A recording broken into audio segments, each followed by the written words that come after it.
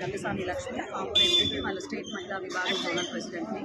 జగనన్న ఆదేశాల మేరకు మరియు శివన్న సహాయంతో ఈ కార్యక్రమాన్ని ఏర్పాటు చేశాము. మేము వినతి పత్రాన్ని అంటే బెల్ షాప్లో తొలగించమని మరియు ఈ నకిలీ మందుని వాళ్ళందరినీ అరెస్ట్ చేయమని వినతి పత్రాన్ని మేము కమిషనర్కి అందజేస్తున్నాం ఈరోజు ఒంగోలులో.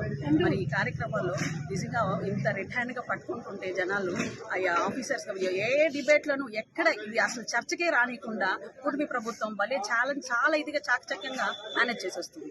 అసలు ఎక్కడన్నా రైతుల సమస్యలు కానీ లేకుంటే ప్రైవేటీకరణ చేసే సమస్య కానీ ఏదైనా ఇంతవరకు ఒకటన్నా డిబేట్లకు వచ్చినాయా?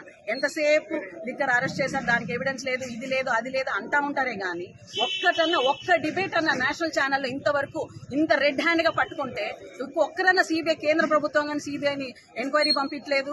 ఇక్కడ మీరు ప్రభుత్వం అడగట్లేదు, ఎక్కడ ఏమి డీటెయిల్స్ ఏమి ఇవ్వట్లేదు. సో ఇది ఏంటి ప్రభుత్వం? అసలు ప్రజల స్వామ్య మేము ప్రతిపక్షంలో ఉండి మా గొంతును నొక్కేస్తున్నారు. ఎక్కడక్కడ అరెస్ట్ చేయటం, ఇక్కడ కూడా మీ పేపర్లు పెట్టుకోవద్దండి అంటే ఆర్టికల్ 19(1)A ప్రకారం మాకు హక్కు లేదా? మా పార్టీ తరఫున మాకు హక్కు లేదా? మా నిరసన ఏదో తెలియజేయాలి కదా ఆపోజిషన్ పార్టీలో. అది కాకుండా పోలీసులు వచ్చేసి ఇక్కడ వాళ్ళు వినతి మా చేతిలో పేపర్స్ కూడా లాగేసుకుంటే ఎట్లా సార్?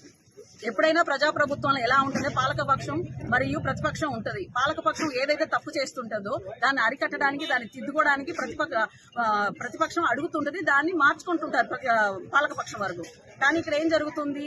కానీ వాళ్ళు మమ్మల్ని ఎక్కడ చేయనీయకుండా ఎక్కడికక్కడ అరెస్టులు చేసేది, నాయకులనంతా జైల్లో పెట్టేది, ఇలాంటి పనులు చేస్తున్నారు.